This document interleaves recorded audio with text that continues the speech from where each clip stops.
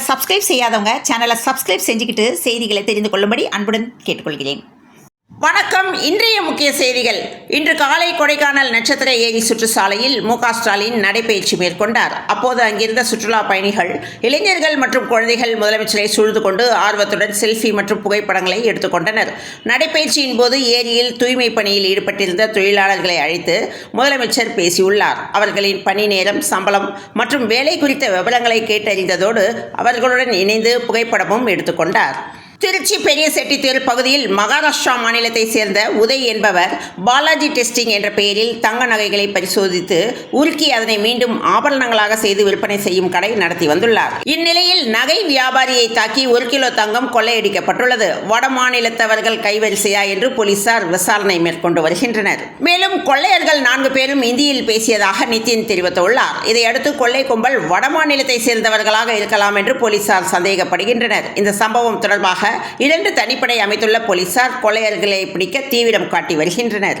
கர்நாடகா மாநிலத்தில் 50% இடஒதுக்கீடு முறை பின்பற்றப்பட்டு வருகிறது. அதன்படி 15% பட்டியல் சமூகத்திற்கும், 3% பழங்குடியினருக்கும், மீதமுள்ள 32 ஓபிசி பிரிவினருக்கும் வழங்கப்பட்டு வருகிறது. தமிழகத்தில் கோடை வெயிலின் தாக்கம் நாளுக்கு நாள் அதிகரித்து வரும் நிலையில் ஐஸ்கிரீம் மற்றும் குளிர்பானங்களின் விற்பனை பெருமளவு உயர்ந்துள்ளது. இதனை பயன்படுத்தி தரம் குறைந்த மற்றும் கலப்பட பொருட்கள் விற்பனை செய்யப்படுவதை தடுக்க தமிழக உணவு பாதுகாப்புத்துறை அதிரடி வழிகாட்டுதல்களை வெளியிட்டுள்ளது. தமிழகம் முழுவதும் உள்ள ஐஸ்கிரீம் தயாரிப்பு நிறுவனங்கள் மற்றும் விற்பனை நிலையங்கள் உணவு பாதுகாப்புத்துறையின் விதிகளை முறையாக பின்பற்றுகிறார்களா என்பதை கண்காணிக்க மாவட்ட அதிகாரிகளுக்கு தீவிர உத்தரவு பிறப்பிக்கப்பட்டுள்ளது.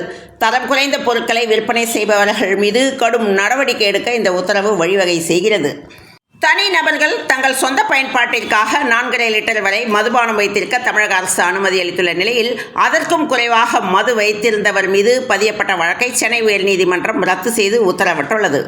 தமிழகத்தில் கோடை காலத்தின் உச்சமான அக்னி நட்சத்திரம் எனப்படும் கத்திரி வெயில் காலம் மே 4ஆம் தேதி தொடங்கியுள்ளது. இருப்பினும் தற்போது நிலவி வரும் கடும் வெப்பம் காரணமாக மாநிலத்தின் பல்வேறு பகுதிகளில் வெயில் 100 டிகிரியை தாண்டி பதிவாகி வருகிறது. இத்தகைய சூழலில் வெயிலின் தீவிரத்தை கருத்தில் கொண்டு பட்டாசு உற்பத்திக்கு பெயர் பெற்ற விருதுநகர், சாத்தூர் மற்றும் சிவகாசி ஆகிய பகுதிகளில் இயங்கும் பட்டாசு ஆலைகளுக்கு மத்திய வெடிப்பொருள் கட்டுப்பாட்டுத்துறை புதிய கட்டுப்பாடுகளை விதித்துள்ளது. பட்டாசு தயாரிப்பில் மிக முக்கிய பணியான ரசாயன மருந்து கலக்கும் பணிகளை அதிக வெப்பம் நிலவும் நேரங்களில் மேற்கொள்வது ஆபத்தானது என்பதால் இப்பணிகளை காலை நேரங்களிலேயே முடித்துவிட வேண்டும் எனவும் அறிவுறுத்தப்பட்டுள்ளது. குறிப்பாக அதிக அபாயகரமான ரசாயன கலவை தயாரிக்கும் பணிகளை காலை 6 மணிக்கு தொடங்கி 10 மணிக்குள் நிறைவு செய்ய வேண்டும் என ஆலை நிர்வாகங்களுக்கு உத்தரவிடப்பட்டுள்ளது.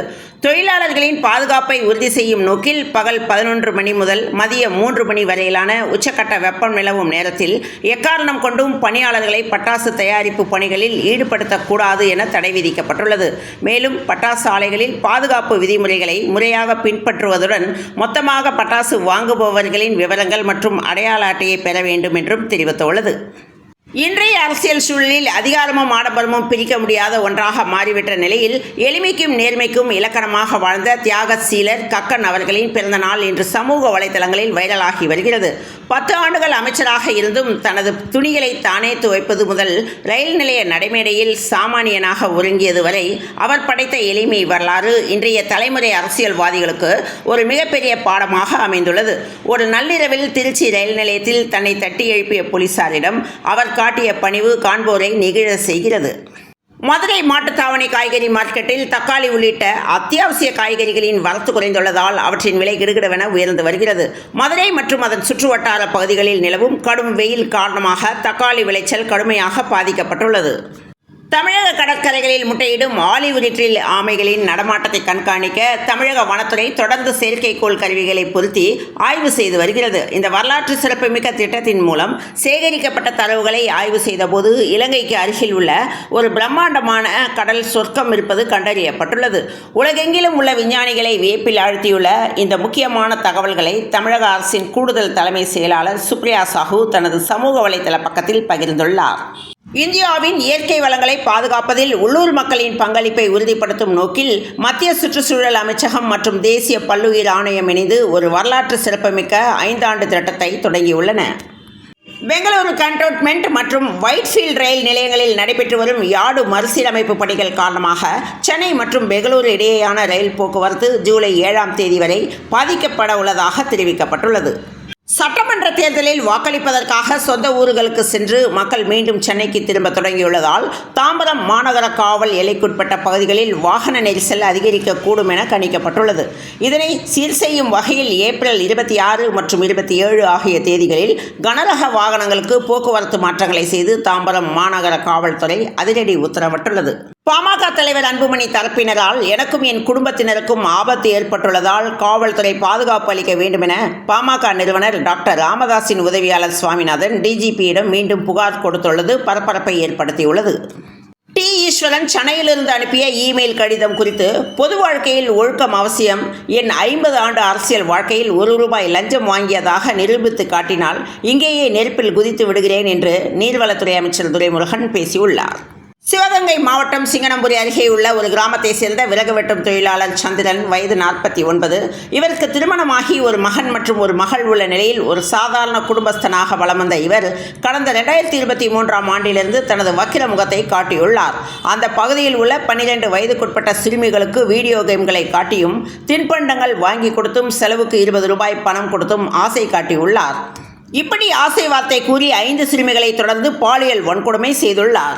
பாதிக்கப்பட்ட ஒரு சிறுமியின் தந்தை தைரியமாக முன்வந்து புகார் அளிக்க திருப்பத்தூர் அனைத்து மகளிர் காவல் நிலைய போலீசார் வழக்கு பதிவு செய்து களத்தில் இறங்கியுள்ளனர். கடந்த 2024 பிப்ரவரி 13ஆம் தேதி சந்திரனை கைது செய்த போலீசார் அவர் மீது குண்டர் தடுப்பு சட்டத்தையும் பாய்ச்சியுள்ளனர். விசாரணையில் அவர் மொத்தம் 5 சிறுமிகளுக்கு பாலியல் துன்புறுத்தல் கொடுத்தது உறுதி செய்யப்பட்டு மதுரை மத்திய சிறையில் அடைக்கப்பட்டார். சிவகங்கை போக்சோ நீதிமன்றத்தில் அரசு வழக்கறிஞர் தனலட்சுமி இந்த வழக்கை மிக வலுவாக கொண்டு சென்றார். ஏப்ரல் 24இல் இந்த வழக்கில் நீதிபதி கோகுல் முருகன் பரபரப்பு தண்டனைகளை வழங்கி தீர்ப்பளித்துள்ளார். 12 வயதுக்குட்பட்ட 5 சிறுமிகளை பாலியல் வன்கொடுமை செய்த குற்றத்துக்காக 5 தனித்தனி தூக்கு தண்டனைகளும், மற்ற 4 சிறுமிகளை பாலியல் வன்கொடுமை செய்த குற்றத்துக்காக சாகும் வரை சிறையில் இருக்க வேண்டிய 4 தனித்தனி ஆயுள் தண்டனைகளும், ஒரு சிறுமியை வன்கொடுமை செய்ததற்காக 20 ஆண்டு சிறையும், சிறுமிகளை மிரட்டிய குற்றத்திற்காக 2 ஆண்டு சிறையும், ₹1000 அபராதமும் விதிக்கப்பட்டன. பாதிக்கப்பட்ட 5 சிறுமிகளுக்கும் தமிழக அரசு தலா ₹7 லட்சம், மொத்தம் 35 லட்சம் இழப்பீடு வழங்க வேண்டும் என்றும் தனது தீர்ப்பில் உத்தரவிட்டுள்ளார். தீர்ப்பு எழுதி முடித்ததும் வழக்கமான நடைமுறைப்படி தனது பேனா முனையை உடைத்து நீதிபதி வீசியுள்ளார். சிவகங்கை போக்சோ நீதிமன்றத்தில் ஒரு குற்றவாளிக்கு மரண தண்டனை விதிக்கப்படுவது இதுவே முதல் முறை என்றும் இந்த வழக்கில் கடுமையான தண்டனையை பெற்றுத்தர காவல்துறையின் துணையுடன் பெரும் சட்டப்போர் நடத்திய அரசு வழக்கறிஞர் VR தனலட்சுமி இந்த தீர்ப்பு என்பது பாதிக்கப்பட்ட அந்த 5 பிஞ்சு குழந்தைகளுக்கு கிடைத்த மிகப்பெரிய நீதி எனவும், சாக்லேட் கொடுத்தும் மொபைல் போனில் வீடியோ கேம் விளையாட கொடுத்தும் அந்த பிஞ்சுகளை ஆசை காட்டி ஏமாற்றி தனது வக்கிரகத்திற்கு இந்த குற்றவாளி பயன்படுத்தியுள்ளார். அந்த குழந்தைகளுக்கு தங்களுக்கு என்ன நடக்கிறது என்றே தெரியவில்லை எனவும், பள்ளியில் ஆசிரியர்கள் நடத்திய குட் டச் பேட் டச் விழிப்புணர்வு நிகழ்ச்சிக்கு பிறகுதான் ஒரு சிறுமி தைரியமாக தனது பெற்றோரிடம் விஷயத்தை தெரிவித்துள்ளார். அங்கிருந்துதான் இந்த நீதிக்கான போராட்டம் தொடங்கியுள்ளது. பாதிக்கப்பட்ட குழந்தைகளிடம் பேசும்போது இது உங்களது தவறல்ல என்று அவர்களுக்கு புரிய வைத்து கவுன்சிலிங் மூலம் அவர்களை தேற்றியுள்ளோம் என்றும், சிவகங்கை நீதிமன்ற வரலாற்றிலேயே போக்சோ வழக்கில் வழங்கப்படும் முதல் மரண தண்டனை இதுதான். இனிமேல் இது போன்ற குற்றத்தை செய்ய நினைப்பவன் 10 முறை யோசிக்க வேண்டும் எனவும், இந்த தண்டனை மூலம் ஒருவன் பயந்தால் கூட சமூகத்தில் பல குழந்தைகளின் எதிர்காலம் காப்பாற்றப்படும் என்றும், காவல்துறையின் மிக வேகமான விசாரணையும் நீதிமன்றத்தின் மேலான ஒத்துழைப்புமே இந்த நீதியை 2 ஆண்டுகளுக்குள் சாத்தியமாக்கியுள்ளது. இந்த அநீதி இழைக்கும் காம கொடூரர்களுக்கு கொடுக்கப்பட்ட மரண அடி என்று உணர்ச்சி பொங்க தெரிவித்துள்ளார். பாரசீக வளைகுடாவில் உள்ள அமெரிக்க இராணுவ தளங்களும் உபகரணங்களும் ஆரம்பத்தில் தெரிவிக்கப்பட்டதை விட சமீபத்திய ஈரானிய தாக்குதல்களால் மிகவும் கடுமையாக பாதிக்கப்பட்டுள்ளன என்று NBC செய்தி வெளியிட்டுள்ளது. மேலும் இதுவரை பகிரங்கமாக பகிரப்பட்ட சேதத்தின் அளவை விட மிகவும் அதிகமான சேதம் ஏற்பட்டிருக்கிறது என்றும், அதை சீரமைக்க பல $பில்லியன் செலவாகும் எனவும் NBC செய்தி அறிக்கை தெரிவித்துள்ளது. தேர்தலுக்கு இன்னும் 10 மாதங்களே உள்ள நிலையில் தற்போதைய அங்கு தேர்தல் ஜுரம் தொடங்கிவிட்டது. வரும் சட்டமன்ற தேர்தலில் காங்கிரசுடன் கூட்டணி என சமாஜ்வாதி கட்சி தலைவர் அகிலேஷ் யாதவ் அறிவித்துள்ளார். தாங்கள் ஆட்சிக்கு வந்தால் விவசாய கடன் தள்ளுபடி செய்யப்படும் எனவும், கரும்பு விவசாயிகளுக்கு கொள்முதல் பணம் 24 மணி நேரத்தில் வழங்கப்படும் என்றும் அவர் கூறியுள்ளார். மறுபுறம் உத்தரப்பிரதேசத்தில் யோகி ஆதித்யநாத்தே தங்கள் முதல்வர் வேட்பாளர் என கூறியுள்ளார். பாஜக தேசிய தலைவர் நிதின் நவீன் உத்தரப்பிரதேச தேர்தலில் 25 தொகுதிகளில் போட்டியிட விரும்புவதாகவும், அதை தராவிட்டால் தனித்து போட்டியிடவும் தயார் என தெரிவித்துள்ளார். அமெரிக்க அதிபர் டிரம்ப் பங்கேற்ற வெள்ளை மாளிகை நிருபர்களுடனான விருந்து நிகழ்ச்சியில் துப்பாக்கி சூடு நடந்துள்ளது. துப்பாக்கியால் சுடும் சத்தம் கேட்ட சில நொடிகளில் அங்கிருந்து ரகசிய சேவை அதிகாரிகளால் அதிபர் டிரம்ப் மேடையிலிருந்து உடனடியாக மீட்கப்பட்டார். தமிழ்நாடு கல்பாக்கத்தில் உள்ள வேக அணு உலை கிரிட்டிகலிட்டி நிலையை எட்டியதை இந்தியாவின் அணுசக்தி பயணத்தில் ஒரு வரலாற்று மைல்கல் என்று மன் கி பாத் நிகழ்ச்சியில் உரையாற்றிய பிரதமர் நரேந்திர மோடி பாராட்டு தெரிவித்துள்ளார். மாதந்தோறும் கடைசி ஞாயிற்றுக்கிழமை மன் கி பாத் நிகழ்ச்சியில் நாட்டு மக்களுக்காக உரையாற்றும் பிரதமர் மோடி இன்று தனது உரையில் இந்தியாவின் அணுசக்தி மற்றும் புதுப்பிக்கத்தக்க எரிசக்தி முயற்சிகள் குறித்தும் நாடு முழுவதும் மேற்கொள்ளப்பட்டு வரும் பல்வேறு இயற்கை பாதுகாப்பு நடவடிக்கைகள் குறித்தும் கவனம் செலுத்தியுள்ளார். வாக்கு செலுத்துவது ஜனநாயக கடமை என்று தேர்தல் ஆணையமும் மாநில அரசும் அறிவுறுத்துகின்றன.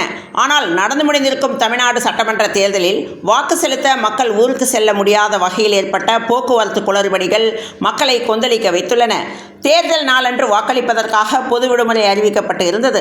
ஆனால் போக்குவரத்து நெரிசல், பேருந்துகள் பற்றாக்குறை என்று பல்லாயிரம் மக்கள் தவித்து போயினர். ஆளும் திமுக அரசு எங்களுக்கும் இதற்கும் சம்பந்தமில்லை எனும் வகையில் ஒரு அறிக்கை விளக்கம் கூட அளிக்கவில்லை எனவும் இந்த தேர்தலில் முன்னெப்போதும் இல்லாத வகையில் சுமார் 85.15% வாக்குகள் பதிவாகியுள்ளன. என்றாலும் போக்குவரத்து குளறுபடிகளால் வாக்கு செலுத்த முடியாமல் போனவர்கள் பலர் அவர்கள் உரிய நேரத்துக்கு தங்கள் சொந்த ஊருக்கு சென்று சேர்ந்திருந்தால் இந்த சதவிகிதம் இன்னும் அதிகரித்திருக்கும் என்று மக்கள் ஆற்றாமையுடன் தெரிவித்துள்ளனர். சென்னையில் இன்று 22 கேரட் ஆபரண தங்கத்தின் விலை ஒரு சவரன் 1,13,592 ரூபாய்க்கும் 1 கிராம் 14,199 ரூபாய்க்கும் விற்பனையாக உள்ளது. தமிழ்நாடு, புதுவை மற்றும் காரைக்கால் பகுதிகளுக்கான தினசரி வானிலை அறிக்கையை இந்திய வானிலை ஆய்வு மையம் வெளியிட்டுள்ளது.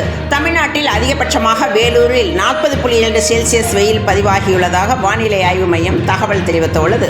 கோடை வெயிலின் தாக்கம் தமிழ்நாட்டில் அதிகரித்து வரும் நிலையில் ஏப்ரல் 30ஆம் தேதி முதல் அடுத்த 3 நாட்களுக்கு தமிழ்நாட்டின் பல்வேறு மாவட்டங்களில் கனமழை பெய்யக்கூடும் என வானிலை ஆய்வு மையம் தகவல் தெரிவித்துள்ளது. இத்துடன் இந்த செய்திகள் நிறைவடைந்த நிலையில் தொடர்ந்து இணைந்திருங்கள் பிரபாஸ் கதமம் செய்திகளுடன். மீண்டும் அடுத்த செய்தியில் சந்திப்போம். நன்றி, வணக்கம்.